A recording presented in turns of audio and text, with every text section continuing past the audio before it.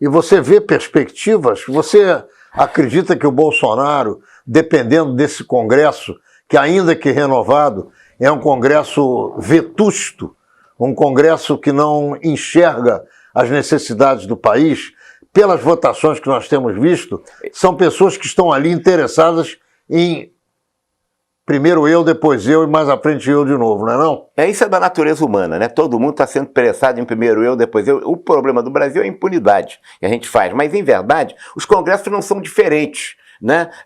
Senão a gente vai achar que basta eleger um ditador. O Congresso faz parte do processo democrático.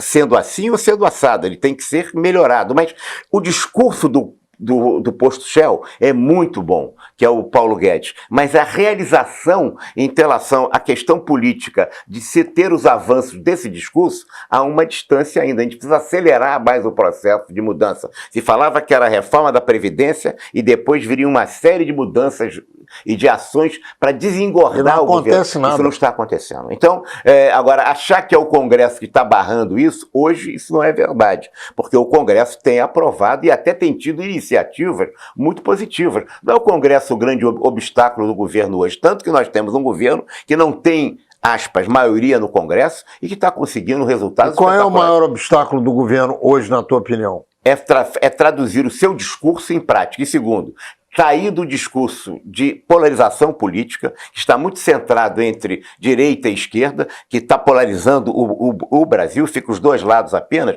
e caminhar para uma posição liberal, democrática, que possa fazer com que o país avance. O presidente tem que sair da mania de falar todo dia costumes e discutir as coisas positivas. A gente está inviabilizando por esses discursos o acordo com o mercado comum europeu, que foi um avanço de 20 anos que o governo fez em muita rapidez. Nós estamos inviabilizando o acordo que foi feito com a Noruega, com o Liechtenstein, com a Islândia e com a Suíça, e que o Brasil está abandonando e que nos interessa. A gente tem que ter essa visão multilateralista, mas também bilateral. Ora, a gente está inviabilizando, quando a gente se mete na eleição do Macri, a gente está inviabilizando e diz quem tem que ganhar lá e quem tem que perder, a gente está inviabilizando o acordo com o nosso maior parceiro no Mercosul, que é a Argentina. Nós não temos nada a ver com a eleição na Argentina. Exato. Seja lá quem for, nós temos que negociar com eles. A gente, quando a gente entroniza um líder indígena que não tem nenhuma importância na cena nacional e coloca-o como colocou o presidente Bolsonaro, o Raoni, vai acabar sendo candidato ao Prêmio Nobel da Paz, o que é um negócio realmente absurdo e que nos tira a possibilidade de interação. O Bolsonaro está fazendo coisas, o governo Bolsonaro, como essa coisa nos gás, o que nós temos de gasoduto no Brasil é 1/3 do que tem a Argentina. Se a gente tivesse, olha, imagina só, se a gente tivesse gasodutos cada vez mais, isso vai se fazer com privatização, com descomplicação da máquina pública, assim também a questão da Amazônia. Nós demos uma dimensão a essa questão quando as soluções estão na mão do Exército, prender bandido. O grande crime de matamento e do incêndio é produzido pelos maus agricultores, que estão em verdade não são agricultores coisa nenhuma, eles estão explorando a madeira e são criminosos, e pelo grupo de garimpeiros também ilegais. De cada 100 garimpos, 99 são ilegais. Tem que prender essa gente. É preciso que queime os equipamentos dessa gente. Quando se dá o GLO, quer dizer, a questão da governança completamente liberada, que é uma medida constitucional importante que ele deu ao Exército, é para chegar lá e destruir aquelas máquinas daqueles garimpeiros bandidos e desmatadores bandidos e preservar, efetivamente, e preservar muito o nosso agronegócio, que com esse discurso a gente daqui a pouco vai ter supermercado, vai ter país que não vai importar o nosso produto, isso vai prejudicar a economia brasileira. O Brasil deu um avanço, Ronaldo, na área de agroindústria fantástico a partir da Embraer, das pesquisas da Embraer. O empresário brasileiro, o agricultor do agroindustrial, deu viabilidade. Você está falando da Emater. Embrapa, desculpa. A Embrapa, não tem problema.